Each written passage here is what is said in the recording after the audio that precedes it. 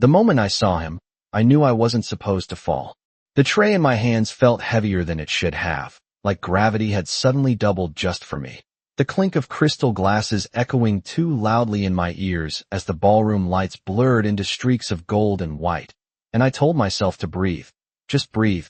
Just make it through the next 10 seconds. But my body had already made a different decision, my vision narrowing. The edges of the world folding inward like a closing curtain, and the last thing I remember was his eyes, darkened.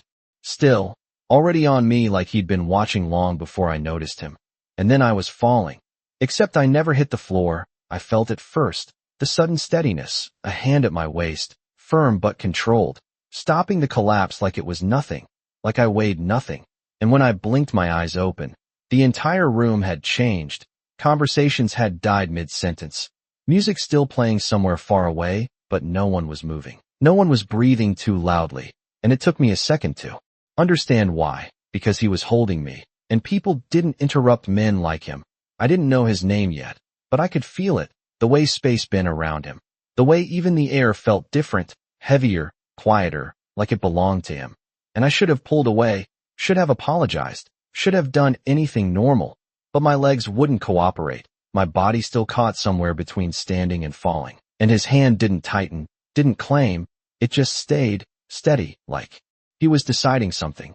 And that was worse. The silence stretched, and then his fingers shifted, not abruptly, not rough, just precise, sliding down to my wrist, and I felt my breath hitch because something in the way he moved told me he already knew what he was about to find. My sleeve had slipped when I fell. Just enough for the truth to show, faint marks I had spent 20 minutes covering before my shift. Layers of fabric and careful movements to keep them hidden, but none of that mattered now, because he saw them. His gaze dropped, not in shock, not in confusion, but in recognition, like this was a language he spoke fluently, and for a second, everything inside me froze. The noise, the fear, the excuses I had practiced, all of it gone. Because you can lie to people who don't know what they're looking at, but not to someone who does. His thumb brushed lightly against the edge of my sleeve, not pulling, not forcing, just enough to confirm what he had already decided. And then he looked back at me, really looked this time, not at my uniform, not at the tray I dropped, but at me. And I felt it, that impossible feeling of being seen too. Clearly, like there was nowhere left to hide. Who did this to you? His voice was low, controlled, but it cut through the room like it didn't need to be loud to be heard. I opened my mouth, the answer already forming. The same lie I always used. I'm clumsy. I fell. It was nothing. But the words wouldn't come out the same way, not under that gaze. Not when my pulse was racing so hard I was sure he could feel it through my skin. It's nothing. I whispered anyway, the lie thin even to my own ears. His expression didn't change, but something in his eyes did, something colder, sharper, not anger, not yet, just calculation. And that was somehow worse, because anger could pass, but calculation stayed. The room was still silent. I could feel people watching without looking, waiting without moving. Like everyone understood that something had shifted and no one wanted to be the one who broke it. His hand released my wrist slowly, but he didn't step back, didn't create distance. If anything, the space between us felt smaller, tighter. Nothing doesn't leave marks like that, he said, quieter this time, almost like it was just for me, and I felt my throat tighten, because he wasn't asking anymore. He was stating a fact, and facts didn't leave room for denial. I tried to straighten, to regain some control, but my knees still felt weak, the world still slightly tilted, and I hated it. Hated how exposed I felt, how small, how easily he had seen through everything I tried to hide. I'm fine, I said, forcing the words out stronger this time. Like if I said it enough it might become true. His gaze didn't waver, not for a second, and then, slowly, deliberately, he glanced around the room. Not searching, not questioning, just observing. And I followed his eyes without meaning to, watched as people looked away, as staff suddenly found something else to do, as if no one wanted to be connected to whatever was happening here. And when his attention returned to me, something had changed again. The decision had been made. I could feel it before he spoke. You're not, he said simply, and the certainty in his voice made my chest tighten, because no one had ever said that before. Not like that, not without doubt, Not without hesitation, he shifted his stance, one hand moving to steady me more fully as if he'd already decided I wasn't going anywhere on my own, and part of me wanted to protest, to pull away, to insist I didn't need help, but a louder part, a quieter, more dangerous part, just stayed still, because for the first time in a long time, someone wasn't pretending not to see, and that terrified me more than anything else. His voice dropped even lower, close enough that I felt it more than heard it. "Say his name," he said, and my breath caught, because this wasn't a question anymore. This was something else entirely, something final, something that sounded like a line you couldn't step back from once you crossed it. And for a second, I couldn't answer, because I knew, somehow I knew, that whatever happened next would change everything. I did not realize I was shaking until he reached for my hand again. And this time I did not pull away. I could not. My fingers felt numb, like they did not belong to me, like the rest of my body was still catching up to the moment. He waited, not impatient, not forcing, just waiting, and somehow that made it worse, because it meant the choice was still mine, and I was not used to having one. My throat tightened, the name sitting there heavy, familiar. Dangerous. I had said it before in arguments and apologies, in quiet promises that things would change, that things would get better. But now it felt different. Now it felt like saying it would make it real in a way I could not take back. The room around us stayed frozen, the soft music distant, the clink of glasses gone. Even the air felt like it was holding its breath with me, and I hated that. I hated how exposed I was, how everyone could probably guess what those marks meant, even if they pretended not to see. "I cannot," I whispered, and my voice sounded small, even to me. His gaze did not soften, but it did not harden either. It stayed steady, like he was measuring something deeper than the words themselves. "You can," he said quietly, not a command, not yet, but close enough that it sent a chill through me. I swallowed hard, my heart pounding so loud I was sure he could hear it. My eyes dropped to the floor, to the shattered pieces of glass that had started all of this, tiny reflections of light scattered like broken stars, and I focused on them, because it was easier than looking at him, easier than admitting the truth. "Ethan," I said finally, the name barely more than a breath, but it landed between us like something solid, something irreversible. His expression did not change, but the silence after shifted. It deepened, like something had just been confirmed, not discovered, confirmed, like he had already known and only needed to hear me say it to make it official. I felt his hand tighten slightly, not enough to hurt, just enough to anchor me back to the moment. "Ethan who?" he asked, and there it was, the part one had not prepared for, the part that made my stomach twist. Because saying his first name was one thing, but giving more felt like crossing a line I had spent months avoiding. "It does not matter," I said quickly, the words rushing out too fast, too defensive, and I knew he heard it too. I saw it in the way his eyes narrowed, just slightly, not in anger, but in focus. "It matters," he said simply, and the certainty in his voice made my chest tighten again, because he was not arguing, he was stating a fact, like gravity, like time, like something that did not care whether I agreed or not. I shook my head, instinctively stepping back a fraction of an inch, even though his hand still steadied me. "I will handle it," I added, the familiar lie slipping into place, the one I had repeated to myself so many times it almost sounded convincing even now. "You already tried that," he replied, and the words were quiet, but they hit harder than anything else, because he was right. Because if I could handle it, I would not be standing here like this. I would not be trembling under the weight of his attention. I would not have bruises hidden under my sleeve. His gaze dropped again, briefly to my wrist, then returned to my face, and something in it shifted again, not softer, not kinder, but more decided, like a door had just closed somewhere behind his eyes. "No," he said, and this time it was a command, low, controlled, absolute. I felt it more than heard it, the way the air seemed to settle around the word, the way my body reacted before my mind could catch up. "You are not handling anything alone anymore," he continued, and the certainty in his tone made my breath catch, because it was not a suggestion, it was not an offer, it was a decision already made, and I was somehow already part of it. "I did not ask for that," I said quickly, the words sharper, now edged with something that felt dangerously close to panic, because this was moving too fast, because I did not understand the rules here, or what he expected, or what it meant to be involved with someone like him.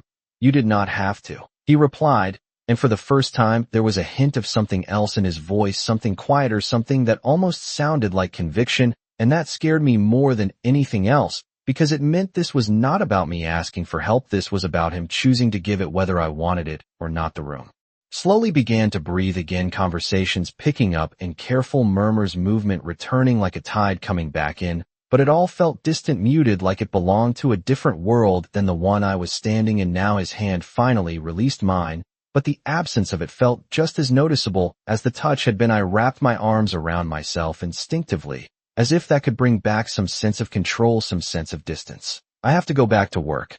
I said the words automatic.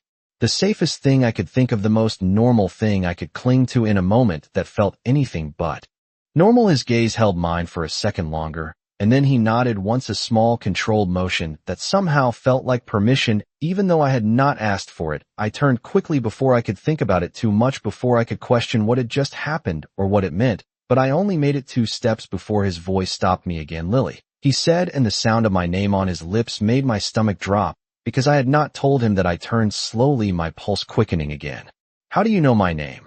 I asked, and my voice came out steadier than I felt. His expression did not change, but there was something in his eyes that told me he had been watching longer than I realized. "I know everything that matters," he said simply, and the words should have sounded arrogant, should have sounded impossible, but they did not. They sounded like a fact, and that made my chest tighten in a way I could not explain. He reached into his jacket, then pulling out a small card, clean, simple. Nothing flashy, but it felt heavier than it should have when he held it out to me.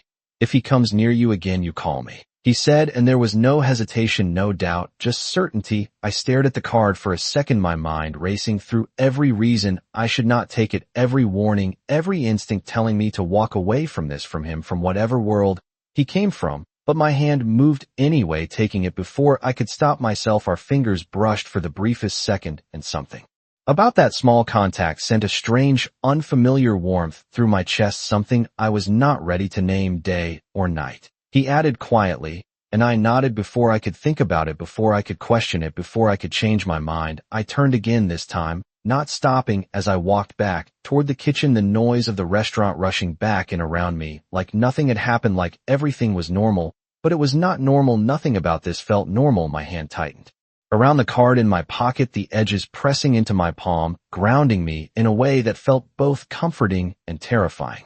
Because for the first time in a long time, I was not sure if I wanted to forget what had just happened or remember it.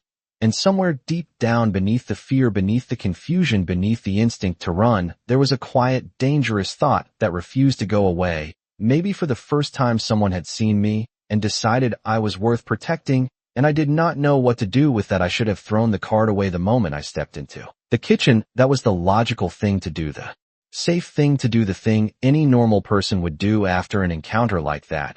But I did not. My fingers kept brushing against it, through the thin fabric of my apron, like it was still there, like I needed to make sure it had not disappeared, like the whole moment had not just been something I imagined under too much pressure, too many hours on my feet, too little sleep. The noise of the kitchen wrapped around me again, orders being called, plates clattering, voices overlapping, but it all sounded distant, like I was underwater, like I was moving through something thicker than air. "Lily, where have you been?" My manager's voice cut through the haze, sharp enough to make me flinch. I turned quickly, forcing a smile and a place, the one I had practiced, the one that made everything look fine, even when it was not. I slipped a little. "I am fine, I am back," I said, and my voice sounded almost steady, almost convincing. He studied me for a second, his eyes narrowing slightly, like he was deciding whether to push or let it go, and then he sighed, shaking his head. "Get back out there, we are slammed tonight," he said, and just like that I was expected to be normal again, to carry trays, to smile, to move like nothing had just shifted inside me. I nodded and turned, grabbing another tray, my hands steadier now, not because I felt better, but because I was forcing them to be, because I did not have a choice. I stepped back into the dining room, and everything looked the same golden lights, the same polished tables, the same low hum of conversation, but it did not feel the same, not anymore. My eyes moved without meaning to scanning the room, and I found him immediately, like my body knew where he would be before my mind caught up. He was still there, sitting at the same table, like nothing had happened, like catching me had been as insignificant to him as signing a receipt. His posture relaxed, his expression unreadable, but the space around him still carried that same quiet tension. People still avoided looking directly at him, still kept a careful distance, like an invisible line had been drawn, and no one wanted To cross it, I looked away, quickly, my heart picking up again, as if just meeting his gaze for a second was enough to pull me back into whatever that moment had been. I focused on my work instead, on the rhythm of it, the familiarity of it, taking orders, delivering plates, refilling glasses, each step something I could control, something I understood,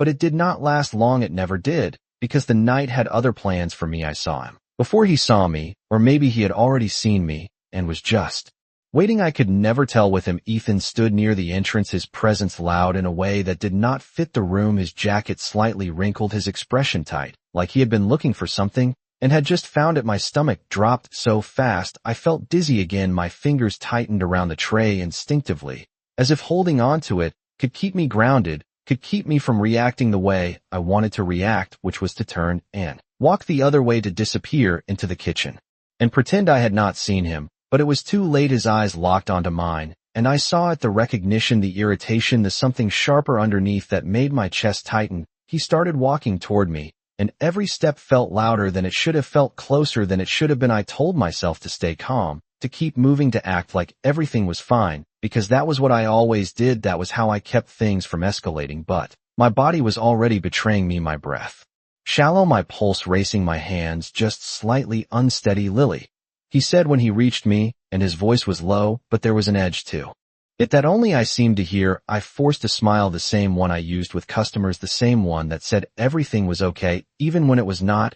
"I am working right now," I replied quietly, keeping my tone even, careful not to draw attention, careful not to make this bigger than it needed to be. His gaze flicked over me, quickly taking in my posture, my expression, the way I held myself, and then it dropped to my wrist, just for a second, just long enough to notice what I had tried so hard to hide earlier, and something in his expression shifted, something I could not quite name. "You left," he said, and it was not a question. I shook my head slightly, glancing around, aware of the people nearby, aware of the eyes that might start to notice if this went on too long. "I did not leave, I was busy," I answered, keeping my voice low, keeping everything contained, because that was the rule, always keep it contained. His jaw tightened, just slightly, not enough for anyone else to notice, but I saw it. I always saw it. "We need to talk," he said, and the words carried that familiar weight, that expectation that I would agree, that I would follow, that I would make space for whatever he wanted in that moment. And for a second I almost did, because that was the pattern, that was what I knew. But then my hand brushed against the card again, and everything paused, just for a second, just long enough for something new to slip in, something quiet but steady. "I cannot right now," I said, and the words felt different, coming out not stronger, not louder, but more certain, and that alone was enough to change everything. His eyes sharpened instantly, like he had not expected that, like he had not prepared for it. "What do you mean you cannot?" he asked, and his voice was still controlled, but there was something underneath it now, something closer to frustration, and I felt it, the shift in the air, the way the space between us tightened. But this time I did not step back, I did not lower my gaze, I just stood there holding the tray, holding my ground in a way I had never done before. "I mean, I am working," I repeated, and my heart was pounding so hard I thought I might lose my balance again. But I stayed still, I stayed where I was. For a second neither of us moved, neither of us spoke. And then something else happened, something I had not expected. I felt it before I saw it, the subtle shift in the room, the quiet change in attention, like something had just entered the space behind me, and I did not need to turn around to know who it was, because my pulse changed. Again, not from fear this time, but from something else, something sharper, something I could not quite define. Ethan noticed it too. I saw it in the way his eyes flicked past me, his expression tightening in a different way, now not frustration, not irritation, something closer to caution, and that alone made my breath catch, because I had never seen that look on his face before, not once, not in all the time I had known him. And slowly, I turned just enough to see Adrian standing a few feet away, his gaze fixed not on me, but on Ethan, and the silence that followed felt heavier than anything that had come before, like the night had been building toward this exact moment. And now there was no way to step back from it. The silence did not break, it shifted, it tightened, like the air itself was deciding which side it belonged to. And for the first time since I had known Ethan, I saw him hesitate, not step back, not retreat, but pause. And that alone made something inside me still. Adrian did not raise his voice, he did not need to, he simply stood there, his presence steady, controlled, like everything around him adjusted. Without permission, his gaze stayed on Ethan, not hostile, not aggressive, just certain, like he already knew how this would end before a single word was spoken. "Is there a problem?" Adrian asked, and his tone was calm, almost conversational, but it carried something underneath it, something that made the hairs on the back of my neck stand up. Ethan let out a short breath, his shoulders tightening slightly, like he was forcing himself to stay relaxed, forcing himself not to react the way he might have wanted to. No problem, he replied, but the words sounded thinner than usual, like they were missing their usual weight. His eyes flicked to me again, then back to Adrian, and I could see it now clearly, the calculation, the adjustment, like he was reassessing the situation in real time. Adrian took one step closer, not into Ethan's space, not crossing any obvious line, but close enough that the distance between them felt intentional, measured. Good, he said simply, and the word landed heavier than it should have, like a quiet warning wrapped in something polite. I stood there between them, my heart pounding so loud I could barely hear anything else, my fingers gripping the edge of the tray as if it could keep me anchored, as if I could pretend I was just working, just passing through this moment like it did not involve me.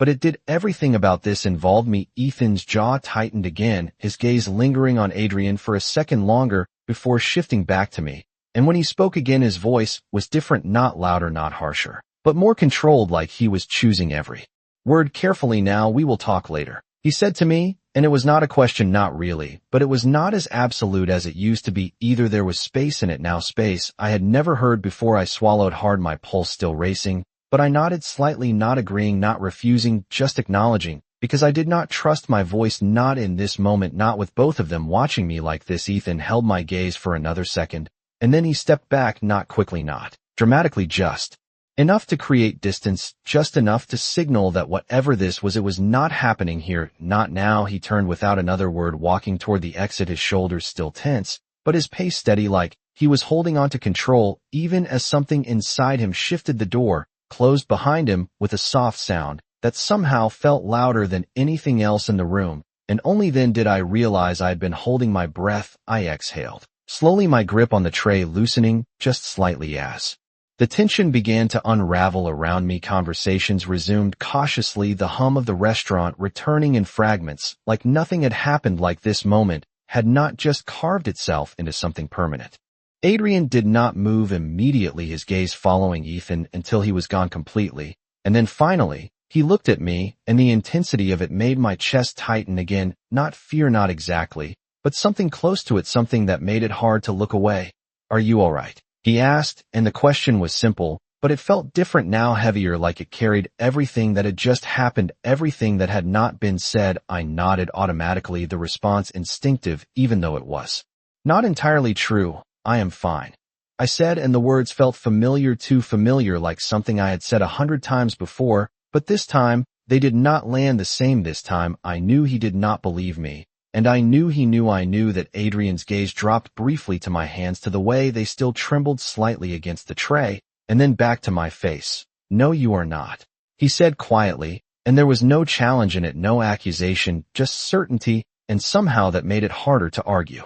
I opened my mouth to respond, to repeat the lie, to insist that everything was under control, but the words stayed stuck somewhere between my chest and my throat. Because part of me was tired of saying it, tired of pretending, tired of holding everything together alone. His expression shifted, just slightly, not softer, not warmer, but more focused, like he had just reached a conclusion.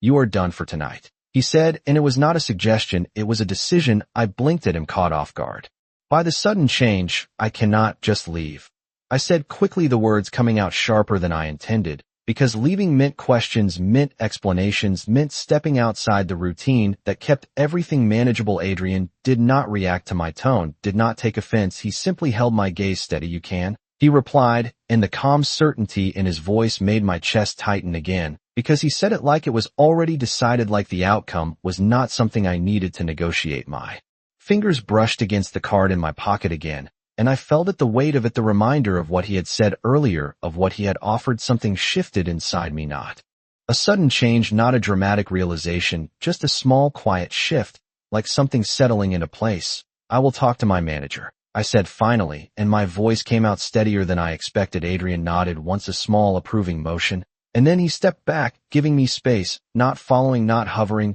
just allowing me to move on my own terms, and that somehow made it easier. I turned, walking toward the kitchen, my steps slower, more deliberate this time, not because I was unsure, but because I was thinking because for the first time in a long time I was considering something different, not how to manage, not how to avoid, but what it might mean to stop handling everything alone. And as I pushed through the kitchen doors, the noise rushing back around me, I realized something that made my pulse shift again, not faster, not slower, just different. Ethan had left without an argument, without a scene, and that had never happened before, not once, and the only thing that had changed was who had been standing behind me when he did, and that thought stayed with me as I spoke to my manager, as I untied my apron, as I stepped out into the cool night air. A few minutes later, the city felt quieter than usual, the streetlights casting long shadows across the pavement, the distant sound of traffic humming somewhere beyond the block.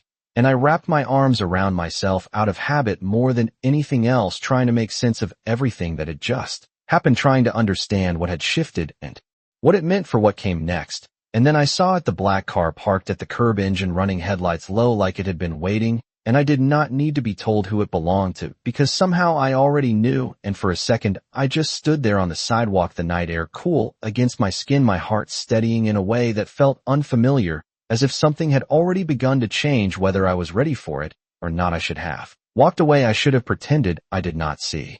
The car should have turned left instead of right and disappeared into the noise of the city like I had done so many times before, but my feet did not move the way they used to, not tonight, not after everything that had just happened. The engine hummed softly, low, steady, like it had been there long before I stepped outside, like it had been waiting for me specifically, and that thought alone made my chest tighten. I told myself it did not mean anything, that it could be coincidence, that I was reading too much into it. But deep down, I knew better. Nothing about him felt accidental, nothing about the way he moved or spoke or looked at me felt like chance. I took a slow breath, the cool air filling my lungs, grounding me just enough to take a step forward, then another, my shoes clicking softly against the pavement, each sound louder than it should have been in the quiet street. The closer I got, the more real it felt, the reflection of the streetlights across the polished surface, the faint silhouette of someone inside, still and unmoving like the world outside did not exist for him. I stopped a few feet away, my pulse steady but heavy, like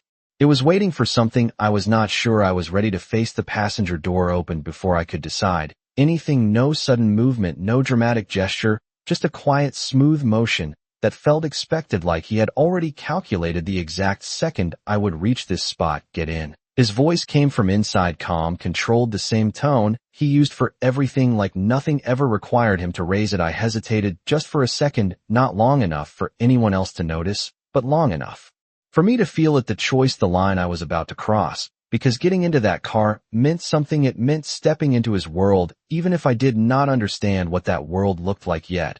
I can go home on my own, I said, and my voice came out softer than I intended, not defiant, not firm, just cautious. His silhouette shifted slightly inside the car, and then he leaned forward just enough for the light to catch his face. His eyes found mine instantly, like they had been waiting for it. You could, he said simply, and there was no challenge in it, no pressure, just a statement of fact that somehow made it harder to argue. But you are not going to, he added, and this time there was something else in his voice, not force, not control, but certainty, like he had already seen the outcome and was just waiting for me to catch up to it. I swallowed hard, my fingers brushing against the edge of my jacket, where the card still rested, hidden, but present, a reminder of what he had offered, of what he had already decided without asking me. And I hated how much that certainty unsettled me and how much it grounded me at the same time. I exhaled slowly and stepped forward, sliding into the seat before I could overthink it, before I could talk myself out of it. The door closed behind me, with a soft sound sealing me inside the space. The interior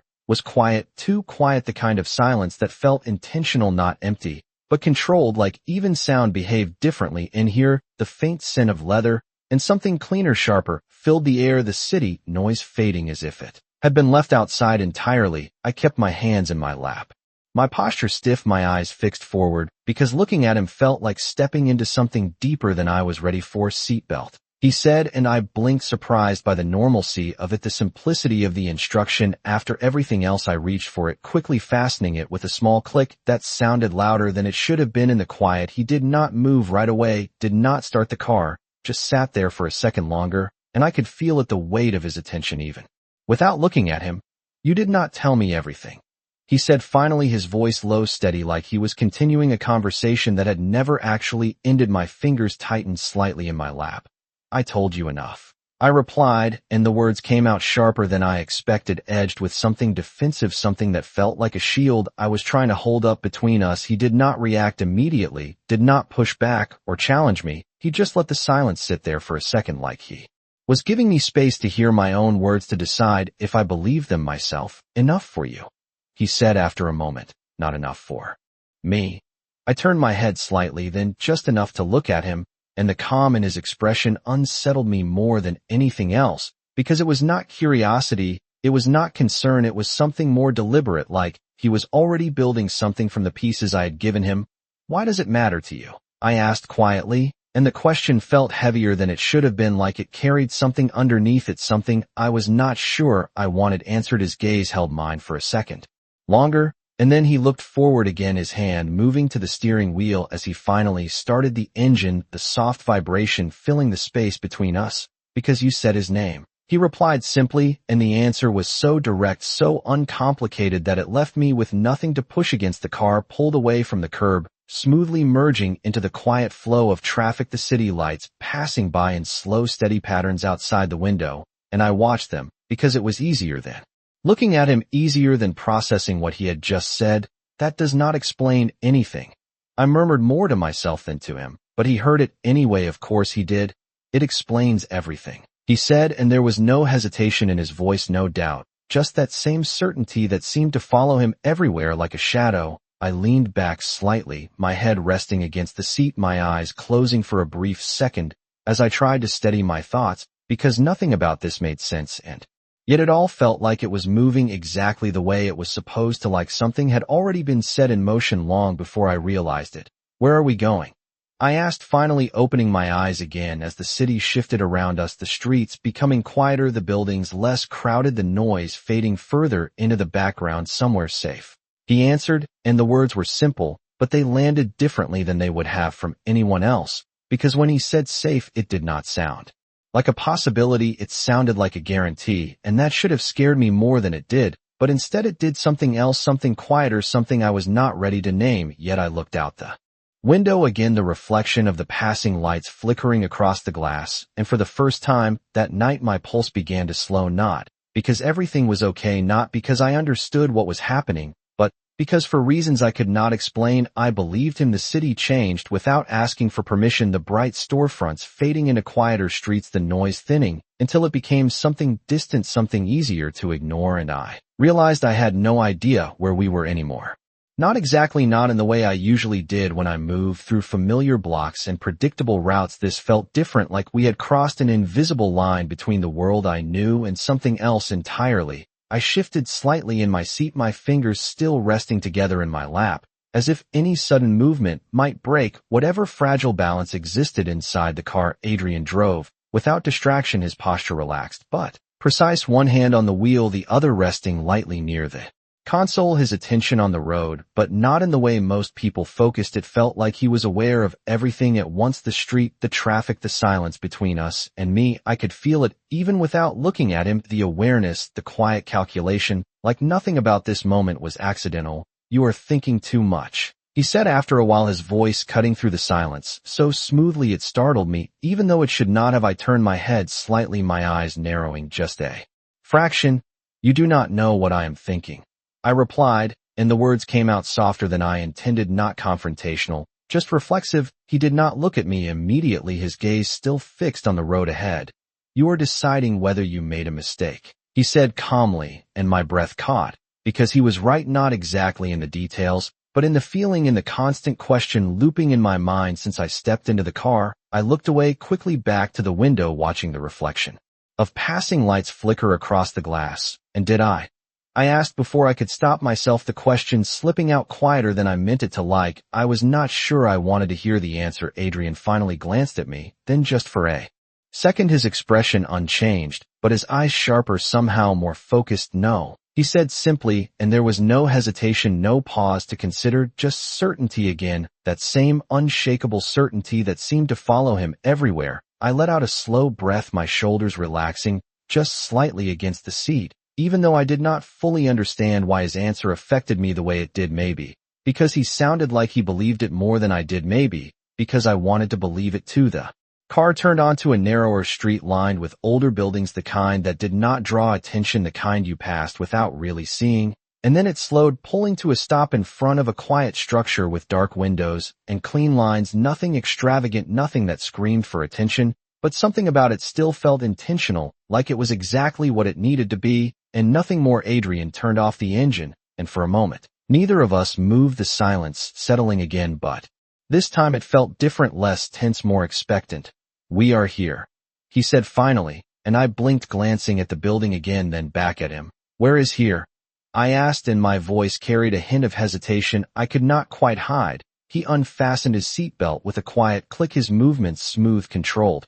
"A place where no one comes without my permission," he answered, and the words should have sounded unsettling, should have made me question everything, but instead they settled somewhere deeper, like a strange kind of reassurance. I hesitated again, my hand hovering near the door handle, because stepping out meant continuing. This meant going further than I had already gone, and I was not sure where the line was anymore, or if I had already crossed it without realizing. Adrian opened his door, without waiting for me, the cool night air slipping into the car as he stepped out, and for a second I watched him through the windshield, his silhouette steady against the dim light outside, like he belonged here, like this was his space entirely. And then he walked around the front of the car, stopping at my side and opening the door without a word. I looked up at him, my pulse steady but heavy, like it was waiting for something else, something I could not define.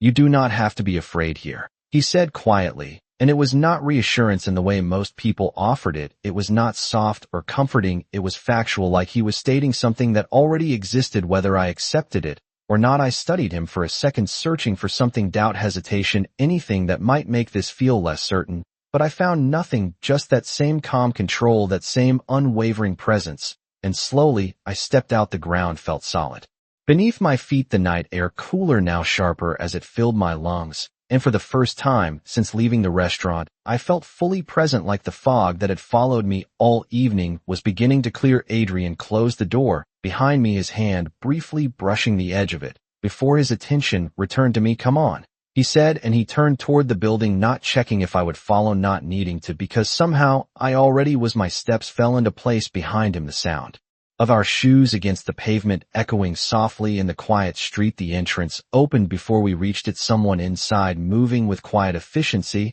and I caught a glimpse of a figure stepping aside, without a word, without a question. Like this was routine, like he did not need to explain himself to anyone, and that alone told me more than anything else could have about who he was and the world he moved in. We stepped inside, and the atmosphere shifted instantly, the air warmer, the lighting softer but still controlled, nothing out of place, nothing unnecessary, everything arranged with purpose and precision. I paused just inside the doorway, my eyes adjusting, my mind catching up to the reality of where I was and what I had just done. Adrian stopped a few steps ahead, turning slightly to look at me, not impatient, not questioning, just waiting again, like he always did, giving me the space to decide, even when it felt like the decision had already been made. "You are safe here, Lily," he said, and this time, when he said my name, it felt different, not like information, not like something he had learned, but something he had chosen to use, and I felt it settle somewhere deep inside me, steady, grounding, unfamiliar.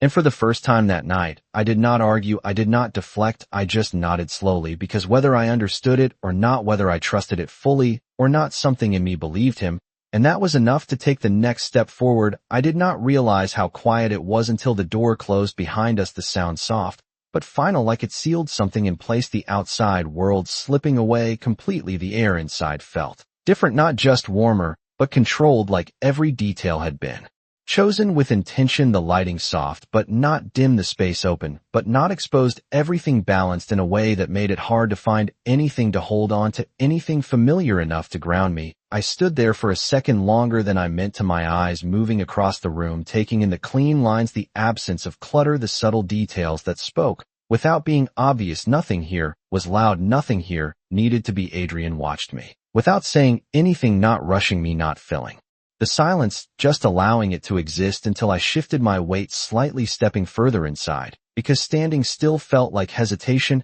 and I was not sure I wanted him to see that. "Sit," he said finally, his voice low steady, and I followed it automatically, my legs moving before my mind fully caught up. I sat on the edge of a chair near the center of the room, my posture straight, my hands resting together in my lap again like I needed something to do with them, something to keep them from betraying the tension still sitting just under my skin. Adrian moved past me, without hesitation, crossing the room, with that same controlled pace like he had walked this exact path 100 times before. He spoke quietly to someone just out of view, his tone calm, precise. And a moment later, I heard footsteps, soft, measured, then fading again, like whatever he had said required no further explanation. I watched him return my gaze, following the small details, the way his jacket moved with each step, the way his expression remained unchanged no matter what he did or said. It was not that he felt nothing, it was that he chose what to show and what to keep, and that realization settled somewhere deeper than I expected. "You are cold," he said, and I blinked, slightly surprised by the observation. I had not noticed it, not really, but now that he said it, I felt it, the slight chill in my arms, the way my fingers had curled in on themselves without me realizing. Adrian reached for something just out of sight, and then he was standing in front of me again, holding out a jacket, not the one he had been wearing, but something similar, dark, clean, simple. "Put this on," he said, and again it was not a request. I hesitated just a fraction of a second before taking it, the fabric heavier than I expected, warmer. As I slipped it over my shoulders, the scent of something clean, faint, but present, settled around me, unfamiliar, but not unpleasant. "Thank you," I said quietly, and my voice sounded steadier than I felt. Adrian nodded once, then moved to sit across from me, the distance between us intentional, not too close, not too far, just enough that I could see him clearly, without feeling cornered, and for a moment neither of us spoke, the silence stretching, but not uncomfortable, not exactly, just filled with something unspoken, something waiting. "Tell me what happened tonight," he said finally, and the words were simple, but they carried weight, not curiosity, not casual interest, something more deliberate, something that made it clear this was not a conversation I could deflect easily. I looked down at my hands, my fingers tracing the edge of the sleeve absently, because it gave me something to focus on, something to hold on to while I decided how much to say, how much I could say. "Nothing happened," I replied, and even as the words left my mouth, I knew how thin they sounded, how familiar and practiced. Adrian did not interrupt, did not challenge me immediately. He just watched me, his gaze steady, like he was giving me the chance to hear it myself, to decide if I wanted to keep pretending. He showed up, I added after a moment, the words quieter, now less certain, because the truth always started small for me, always slipped out in pieces instead of all at once. Adrian inclined his head slightly, not encouraging, not pushing, just acknowledging that I had said something real.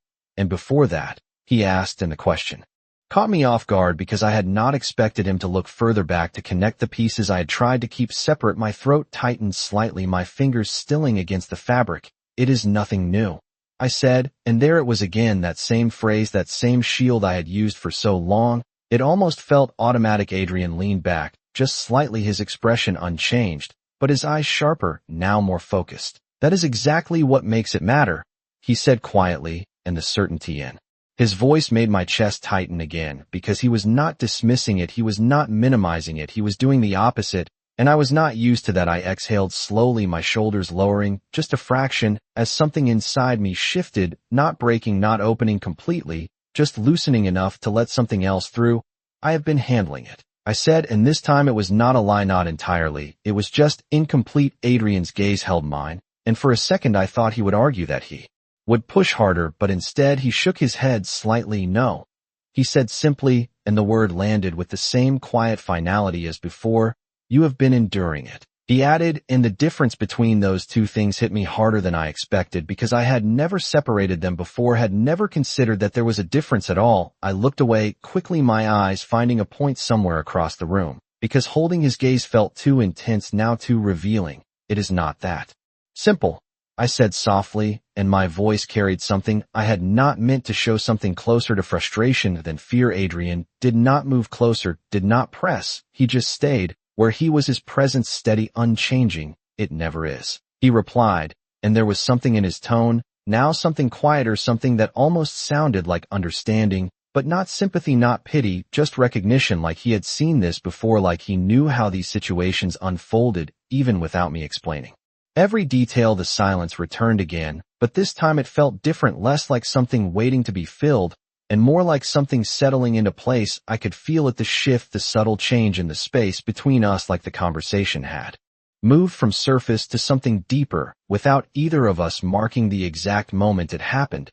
"He will not come near you again," Adrian said finally, and the words were calm, controlled, delivered with that same certainty that had followed him from the beginning. I looked at him immediately, my pulse picking up again, because this was different. This was not a question, not an observation. It was a statement about the future, about something that had not happened yet. "You cannot know that," I said quickly, and the words came out sharper than I intended, because part of me needed to push back, needed to hold on to the idea that this was not something anyone else could control. Adrian's expression did not change, not even slightly. "I do," he replied, and there was no explanation, no justification, just that same unshakable confidence. And for a second, I did not know how to respond, because arguing felt pointless, but accepting it felt like stepping into something I did not fully understand. I held his gaze for a moment longer, searching for something, anything that might explain the way he spoke, the way he carried himself, but all I found was certainty and control, and something else, something quieter that I could not quite name.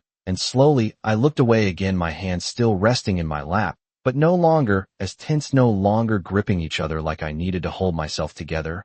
"Why are you doing this?"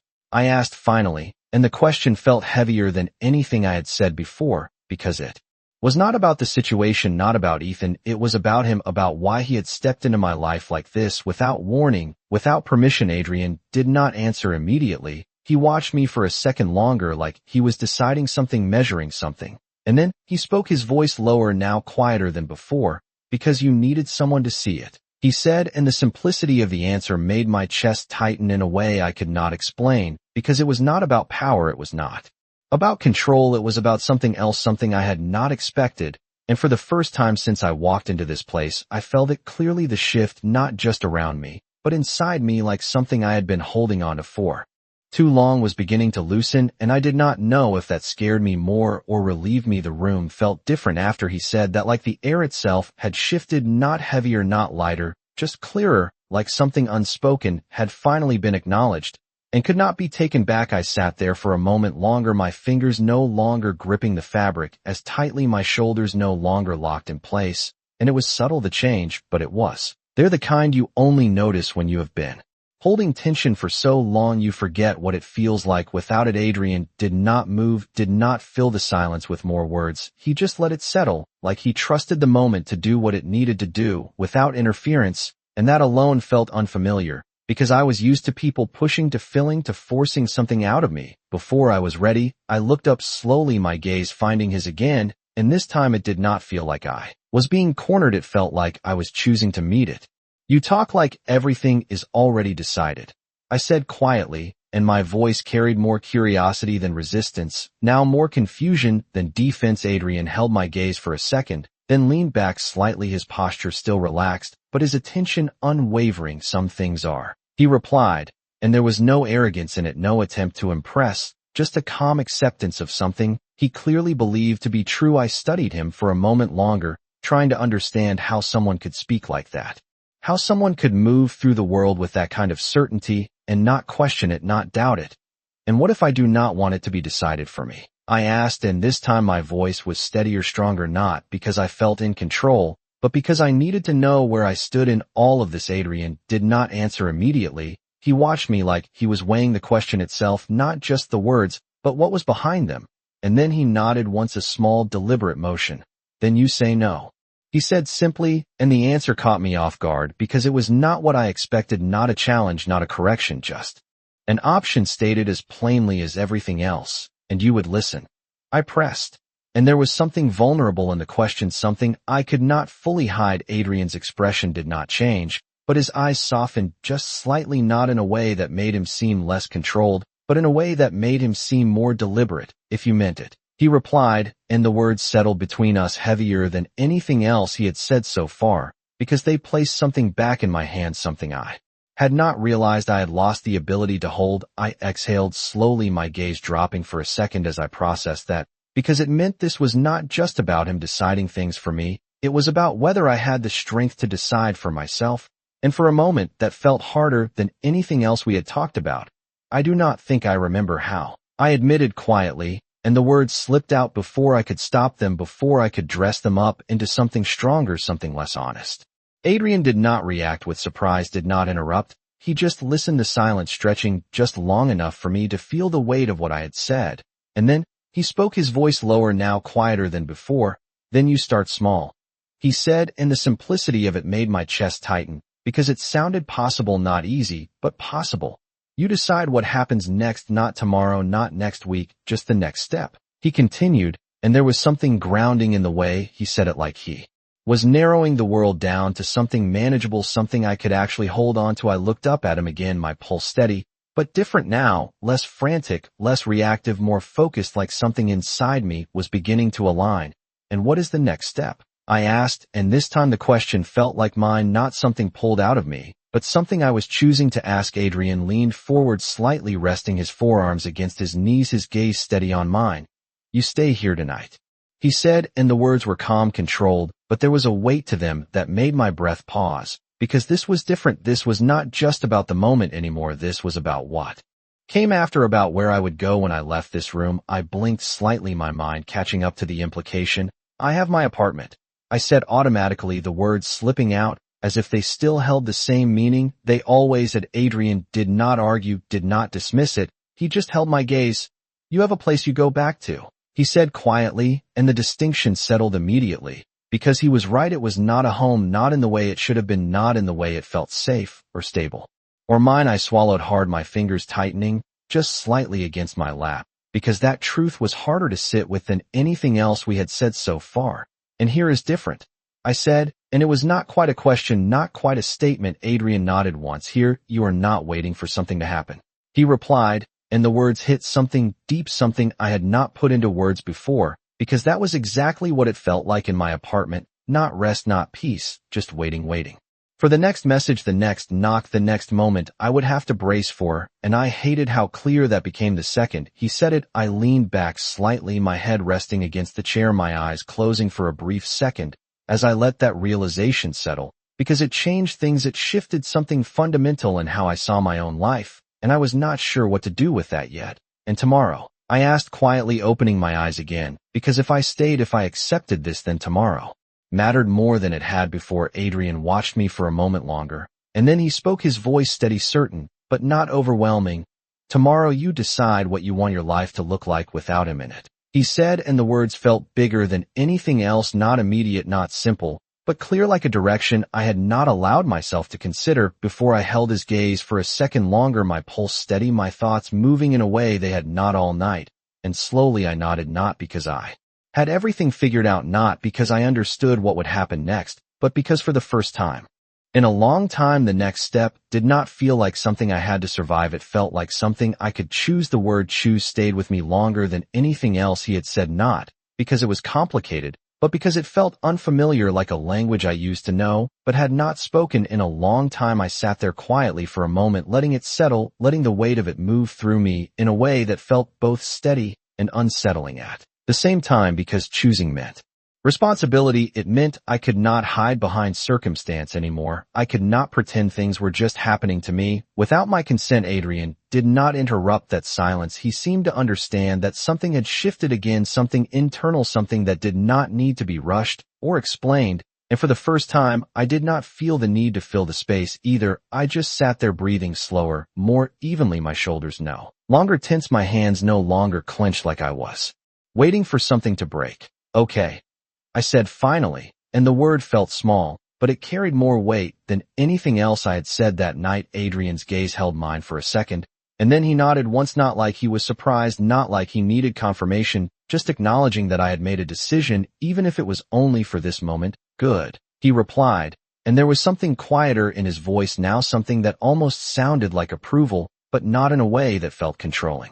More like recognition, like he understood what it had taken for me to say that. I exhaled, slowly leaning back in the chair, my body finally starting to relax in a way it had not allowed itself to all evening. The exhaustion I had pushed aside earlier creeping back, and now that the tension had eased, my limbs feeling heavier, my thoughts slower, but clearer at the same time.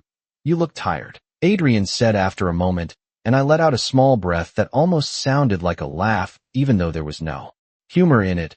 "I am," I admitted, because there was no point in pretending anymore. Not here, not with him. His gaze softened just slightly again, not enough to change the sharpness of it, but enough to make it feel less like scrutiny and more like observation. There is a room upstairs, he said, and the words were simple, but they carried a different kind of weight now, not about control, not about decision, just about something practical, something immediate. I nodded slowly, pushing myself up from the chair, my legs steady but heavy as I stood, the jacket still wrapped around my shoulders, grounding me in a way I had not expected. Adrian stood, as well, moving ahead of me toward a staircase I had not noticed before, the space unfolding in ways I had not fully taken in earlier. As I followed him, the sound of our footsteps soft against the floor, the quiet around us no longer tense, just calm. The stairs curved slightly, leading to a second level that felt even more removed from the outside world, the hallway lined with closed doors, each one identical, each one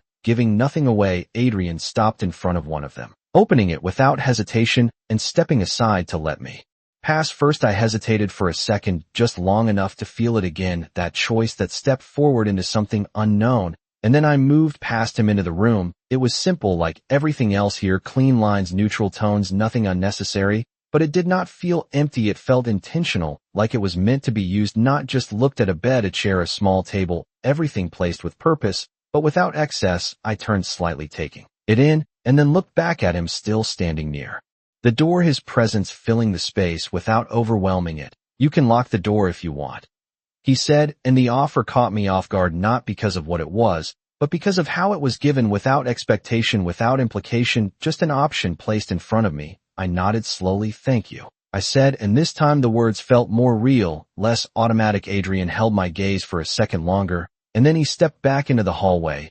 I will be downstairs, he added, and there was no question in it, no assumption, just information, and then he was gone, the door closing softly behind him, leaving me alone in a space that felt quieter than anything I had experienced all night. I stood there for a moment longer, not moving, not doing anything, just existing in the silence, because it felt different now, not like something I had to fill, not like something I needed to escape, just something that was there. I moved slowly, crossing the room, and sitting on the edge of the bed, my hands resting on my knees, my eyes drifting to the door, and then away again, because I realized something. I was not afraid, not in the way I had been earlier, not in the way I was used to being. The constant awareness, the constant tension, it was not there, or at least not as strong, and that realization settled deeper than anything else, because it meant something had changed, not just around me, but inside me. I leaned back slowly, my body sinking into the mattress, my eyes closing for a brief second, as I let myself feel it, the absence of something I had grown so used to carrying that I had forgotten what it felt like without it, and for the first time in a long time, my mind did not immediately start running through possibilities, through what-if scenarios, through ways to prepare for something going wrong. Instead, there was just quiet, not empty, not numb, just still, and that stillness felt unfamiliar, but not unwelcome. I opened my eyes again, staring at the ceiling for a moment, before turning slightly onto my side, the jacket still around my shoulders, the fabric warm against my skin, grounding me in a way I had not expected. And as the minutes passed, something else settled in, not fear, not doubt, but a question, quieter than the others, but stronger in its own way. What would tomorrow look like if I actually chose something different? And I did not have the answer, not yet, but for the first time I was not afraid of that either. I did not remember falling asleep. That was the first thing I noticed when I opened my eyes. The room still dim, the light outside just beginning to shift from night to morning, the kind of quiet that felt deeper than sleep itself, like the world had not fully decided to wake up. Yet I lay there for a moment, not moving, not thinking, just breathing, and then it came back slowly, not all at once, but in pieces. The restaurant, the fall, his voice, the car, the room, everything sliding back into place until it felt real again, and not something I had imagined out of exhaustion. I shifted slightly, the fabric around my shoulders slipping, and I realized I was still wearing the jacket, the warmth of it still there, like something that had stayed with me through the night.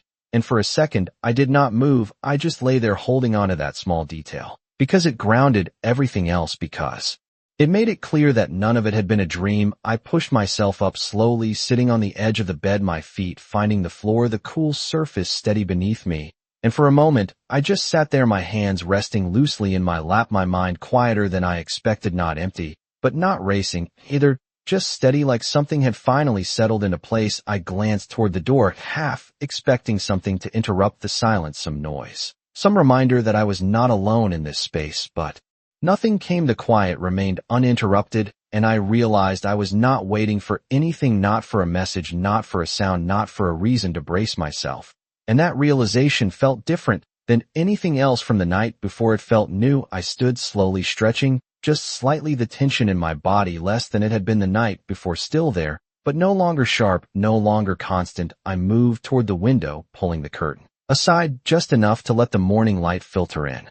The city looked different from here, calmer, less urgent, the movement below distant, muted, like I was seeing it from a place removed from everything that used to pull at me. And I stayed there for a moment longer, watching the slow shift of the street below, until I heard it, a soft knock on the door, not loud, not demanding, just a quiet sound that waited instead of pushing. "Come in," I said, and my voice came out steady, more steady than I expected. The door opened slowly, and a woman stepped inside. Her posture composed, her expression calm, like everything about her was intentional. "Good morning," she said, and her tone carried a quiet professionalism that did not feel cold, just measured. "Mr. Voles asked me to check if you needed anything."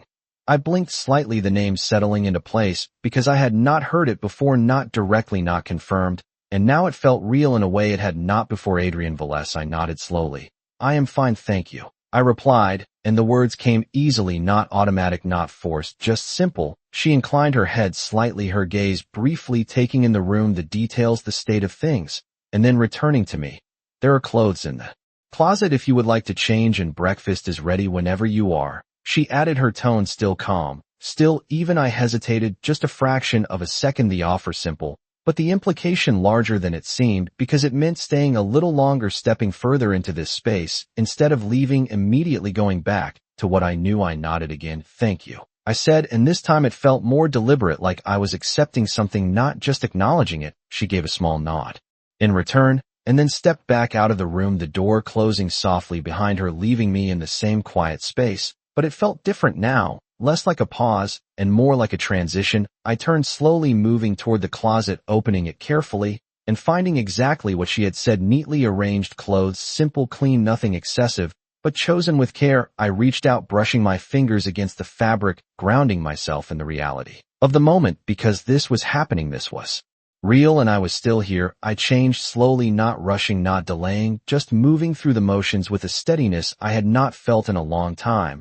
And when I was done, I paused again, my hand resting lightly against the door handle, because stepping out meant continuing. This meant facing whatever came next, and for a second, I let myself feel that hesitation, not push it away, not ignore it, just acknowledge it. And then I opened the door. The hallway was quiet, the same soft lighting, the same controlled stillness as the night before, and I moved through it slowly, my steps measured, my breathing even, until I reached the staircase and descended, the sound of my footsteps soft against the floor below. I found him exactly where I expected him to be, seated at a table near the center of the room, his posture relaxed, his attention on something in front of him. But it shifted the moment I stepped into the space, his eyes lifting to meet mine instantly, like he had been aware of my presence before I even reached the last step. "Good morning," he said, and his voice was the same as it had been the night before, calm, steady, unchanged. And yet it felt different now, less distant, less imposing, not because he had changed, but because I had. I walked toward him slowly, my steps steady, my shoulders relaxed in a way they had not been the night before. "Good morning,"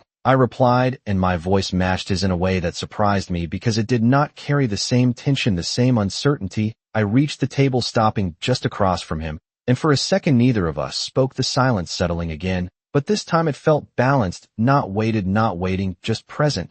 "Did you sleep?" he asked, and the question was simple, but it carried something underneath it, something that felt like genuine interest without being intrusive. I nodded once. "Yes," I said, and the answer felt more significant than it should have, because it was true, because I had slept without waking, without bracing, without waiting, and that had not happened in a long time. Adrian studied me for a second, his gaze steady. Then he nodded once. "Good," he said, and there was something quieter in his tone, something that almost sounded like satisfaction, but not for himself, not for control, just for the outcome. I took a small breath, my fingers resting lightly against the back of the chair in front of me, Because this was it. This was the moment where everything from the night before met the reality of the morning, where choice became action, and I felt it clearly, now not overwhelming, not confusing, just present. I am not going back there, I said, and the words came out steady, certain, and for the first time, they did not feel like something I might take back. Adrian did not react immediately, did not interrupt. He just held my gaze, and then slowly he nodded.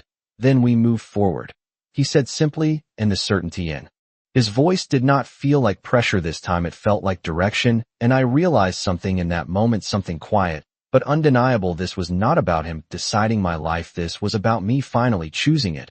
And that changed everything. The words stayed in the air longer than I expected, not heavy, not dramatic, just present, like something that had settled into place and refused to move. I watched him as he absorbed them. My statement, not going back, not returning, not pretending, and for a moment I wondered if he would question it, if he would test it the way others always had. But he did not. He simply accepted it like it was the most natural thing in the world, and somehow that made it feel more real than anything else. Then we moved forward, he had said, and now those words echoed differently, not as a suggestion, but as a direction, and for the first time I did not feel like I was being pulled into something. I felt like I was stepping into it on my own. I pulled the chair out slowly and sat down across from him, my movements steady, deliberate, like I was marking the moment in a way I could not quite explain. The table between us, simple, clean, the breakfast untouched, but ready like everything else here. It waited without pressure. I glanced at it briefly, then back at him.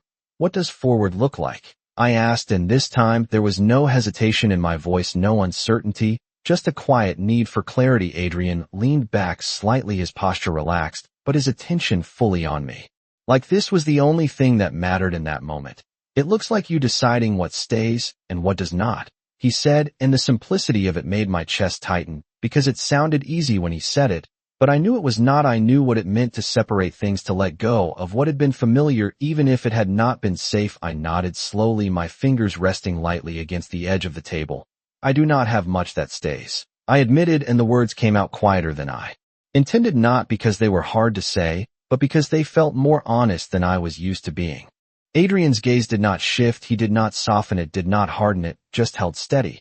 Then we start with what does not, he replied, and again there was that certainty, not overwhelming, not controlling, just present, like a steady line I could follow if I chose to. I exhaled slowly, letting the idea settle, because it meant action, not just words, not just decisions made in a quiet room, but something real, something that would change things outside of this space. I will need to go back, I said after a moment, and my voice carried a slight edge, now not fear exactly, but awareness, because even saying it brought the tension back, just a little. Adrian's expression did not change, but his eyes sharpened slightly, like he had expected that. Not alone, he said, and the words were immediate, firm, but not forceful. I looked at him, my pulse steady, but alert, because this was where things could shift again, where control could slip from one side to the other. I can handle going there, I said, and this time the words were not a lie, they were a statement of fact. I could go back, I could walk into that space, I could face what needed to be faced. Adrian did not interrupt, did not dismiss it. He simply nodded once. I know you can,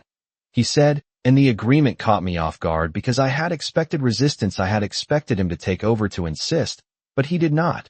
But you do not have to do it alone, he added, and that was different. That was not taking control, that was offering something I had not been given before, a choice that included support instead of replacing it. I held his gaze for a second longer, weighing that, because it felt unfamiliar in a way that was hard to define, not dependence, not independence, something in between, something balanced. Okay, I said finally, and the word felt steady, grounded, like it belonged to me. Adrian inclined his head slightly, accepting it without comment, and then he reached for a small object on the table, sliding it toward me. It was a phone, simple, clean, no unnecessary features. This is for you, he said, and I blinked, slightly surprised by the gesture, by the practicality of it. I have a phone, I replied automatically. And he nodded. Once you do, he said calmly, this one is for when you need me. And there it was again, that quiet certainty, not assuming I would use it, not demanding that I rely on it, just placing it within reach. I looked down at it for a second, the screen dark, the surface smooth, and for a moment I hesitated, not because I did not understand what it meant, but because I did. It meant connection, it meant access, it meant that this was not just a moment, not just a single night, but something that could continue beyond it. I reached out slowly, my fingers closing around it, the weight light, but noticeable, like it carried more than just its function. Thank you, I said, and this time the words felt deliberate, chosen, not automatic. Adrian nodded once, then leaned back slightly, giving me space again like he always did, like he understood that every step forward needed room to settle. I glanced at the food on the table, then back at him. "You should eat," he said, and the simplicity of it almost made me smile because it felt normal. It felt grounded in a way that everything else had not been, and I realized something in that moment. Forward did not have to be dramatic. It did not have to be overwhelming. It could start here with something small, something steady, something I could hold on to. I picked up the fork, slowly, my movements deliberate, and took a bite. The taste simple, real, grounding me further in the moment, in the reality of where I was and what I had decided. And as I sat there across from him, the tension that had defined everything before felt distant, not gone, not erased, but no longer in control, and that alone changed everything. Because for the first time, I was not reacting to what had already happened. I was preparing for what I was about to choose next. The normalcy of it almost unsettled me more than anything else. The quiet clink of silverware, the steady rhythm of eating, the absence of tension pressing down on every movement. It felt unfamiliar in a way that made me more aware of each breath, each second passing without interruption. I kept my focus on the small details, the taste of the food, the warmth of the coffee, the simple act of sitting across from someone who was not waiting for me to explain myself or defend my choices. Adrian did not rush me, did not fill the silence with unnecessary words. He let the moment exist as it was, and for the first time, I did not feel the need to fill it either. I finished eating slower than I expected, not because I was trying to delay anything, but because I was not being pushed forward by anxiety, by urgency, by the constant need to move before something else happened. When I finally set the fork down, my hands rested lightly on the table, my fingers no longer tense, no longer curled inward like I was bracing for impact. Adrian's gaze lifted from his coffee to meet mine immediately, like he had been aware of every shift in my movement. Without looking, "We leave in 10 minutes, he said calmly, and there was no pressure in it, just information, just the next step laid out clearly. I nodded once, the decision already made, settling into action without resistance. "Okay," I replied. And the word came easily, no hesitation, no second guessing, just acceptance of what I had already chosen. He stood then, smooth, controlled, his movements as precise as everything else about him, and I followed a second later, pushing my chair back and standing as well, the space between us balanced, not distant, not close, just steady like everything else here. We moved through the room without speaking, the quiet no longer heavy, just present, the same figure from earlier appearing briefly near the doorway. Her posture composed, her gaze respectful as she acknowledged Adrian with a slight nod before stepping aside. The interaction brief but telling, like everything here operated on a level I was only beginning to understand. We stepped outside, and the morning air felt different from the night before, brighter, clearer, the city already moving, but not yet rushed, the sunlight cutting through the buildings, casting long lines across the pavement. I paused for a second on the threshold, the shift from inside to outside more noticeable than I expected, not because of fear, but because I was aware now of what I was stepping into, not just a place, but a decision. Adrian did not rush me, he simply waited a step ahead, his presence steady like he trusted me to follow when I was ready, and after a moment I did. I walked forward, the distance between us closing naturally. As we moved toward the car, it was already there waiting, like before, the door opening smoothly. As we approached, I slid into the seat, without hesitation this time, the movement easier, the decision already made, the space inside familiar now in a way it had not been before. Adrian took his place beside me, the engine starting with a soft hum as we pulled away from the curb, the city passing by outside the window, but it felt different now, not something I was trying to escape, not something I was bracing against, just something I was moving through. "We go to your apartment first," he said after a moment, his voice steady, and I nodded, my fingers resting lightly against the phone. He had given me the weight of it, still noticeable, still grounding. "I will only take what I need," I said quietly, more to myself than to him, but he heard it anyway.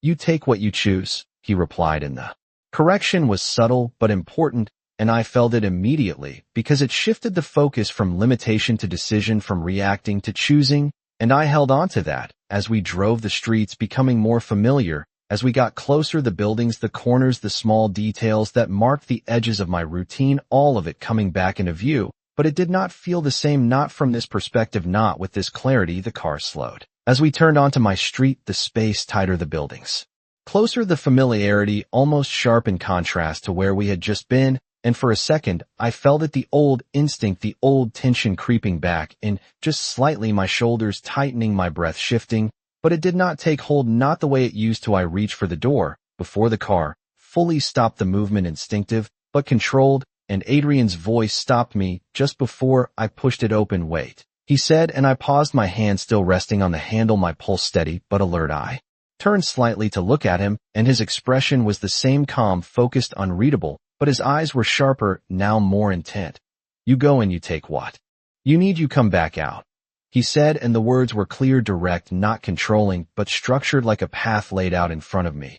"If anything feels off, you call me," he added, and his gaze flicked briefly to the phone in my hand before returning to my face. I nodded. Once the instructions, simple but grounding, because they gave shape to what I was about to do. They turned something uncertain into something manageable. "I will be right here," he finished, and there was something in the way he said it, something steady, something certain, that settled the last bit of tension still lingering in my chest. I opened the door, then stepping out onto the pavement, the air familiar, the sounds of the street closer, sharper, but I did not hesitate. I moved toward the building, my steps steady, my focus clear. The entrance looked the same, the worn edges, the small details I had stopped noticing a long time ago. And as I pushed the door open and stepped inside, I realized something that changed everything. I was not walking back into something I was leaving behind. I was walking in to take what was mine and walk out again. And that difference was everything. I knew the moment I stepped inside that nothing here belonged to me anymore, not in the way it used to. The air felt different, heavier, not because anything had changed, but because I had the walls, the narrow hallway, the faint hum of the old lighting. Everything was exactly the same, and yet it felt distant, like I was walking through a place I had already left behind. My steps were steady, my breathing even not rushed, not hesitant, just deliberate. The door to my apartment stood at the end of the hall, exactly where it always had, and for a second I paused, not because I was afraid, but because I understood what this moment meant. This was the last time I would walk through it, the last time I would stand here, holding the key like it represented something more than just a way. And I reached into my pocket, pulling it out, the metal cool against my fingers, familiar in a way that felt almost detached. Now I unlocked the door and pushed it open slowly. The space inside greeted me with the same stillness. It always had, the same quiet that used to feel like relief, but now felt empty. The couch, the small table, the things I had arranged to make it feel like something more than it was, they all looked smaller, somehow less significant, like they had lost whatever meaning I had given them. I stepped inside, closing the door behind me, not with force, not with finality, just a quiet motion that marked the beginning of the end. I moved through the room without stopping, my eyes taking in details without holding onto them. The jacket I had left draped over the chair, the book on the table, the cup in the sink, all of it evidence of a life that had been built around waiting, around managing, around surviving. And I felt it clearly now, the difference between that and what I had chosen this morning. I walked into the bedroom, opening the closet without hesitation, my hands moving with purpose as I reached for the things that mattered, the clothes I actually wore, the few personal items that felt like mine, not tied to anything else, not tied to him. I placed them carefully into a bag, the movement steady, controlled, not rushed, not emotional, just intentional. Each item chosen not because I needed it, but because I wanted it. And that difference settled into me with every step I took. I paused briefly, my hand hovering over a small box on the shelf, something I had not opened in months, something that held pieces of a version of me I had almost forgotten. I opened it slowly, my fingers brushing against the contents. Photographs, notes, small things that used to feel important. I looked at them for a moment, longer than I expected, my chest tightening, just slightly, not with regret, not with longing, but with recognition of who I had been before all of this, before the waiting, before the constant awareness. And then I closed the box, leaving it exactly where it was, because I did not need it, not anymore. I stepped back into the main room, the bag in my hand, light, but enough, the space around me quiet, unchanged, and I realized something. I was not taking anything from here. I was leaving it behind completely. I moved toward the door, my steps steady, my grip on the bag firm, and as I reached for the handle, I heard it, a sound behind me, not loud, not sudden, just enough to break the stillness. "So you are just leaving?" His voice cut through the room, and I felt it instantly, not fear, not panic, just a shift in the air, a reminder of what used to hold me in place. I turned slowly, my posture straight, my expression calm. And there he was, standing in the doorway of the bedroom, his presence familiar in a way that felt distant now, like something I recognized but no longer responded to. The same way, yes, I said, and the word came out steady, clear, without hesitation, without apology. His gaze moved over me, quickly taking in the bag in my hand. The way I stood, the absence of anything that looked like doubt, and I saw it, the confusion, the calculation, the slight tension that followed, because this was not how it usually went. This was not the version of me he expected. "You did not even tell me," he said, and there was something in his voice, not anger, not exactly, but something close to.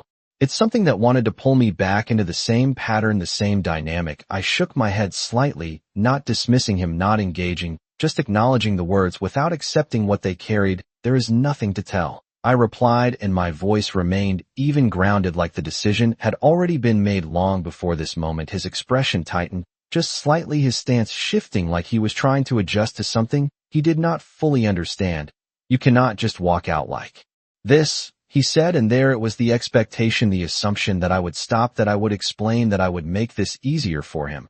And for a second, I almost recognized the pull of it, the old instinct to smooth things over, to make it manageable, but it did not take hold, not this time.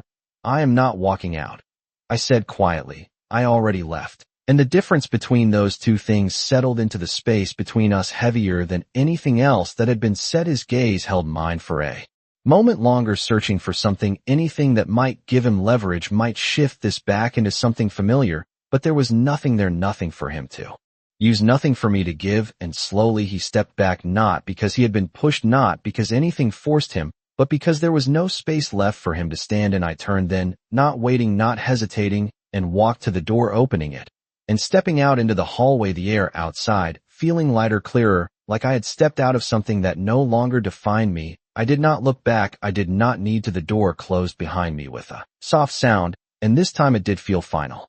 Not dramatic, not loud, just certain. I walked down the hallway, my steps steady, my grip on the bag firm, and when I pushed the front door open and stepped back onto the street, the sunlight hit me differently than it had before, warmer, clearer, real. Adrian's car was still there, exactly where I had left it, exactly where he had said he would be waiting, and for a moment I just stood there, taking it in, not the car, not the street, but the feeling, the absence of something I had carried for too long. And then I walked forward, each step lighter than the last, the distance between who I had been and who I was becoming closing with every second.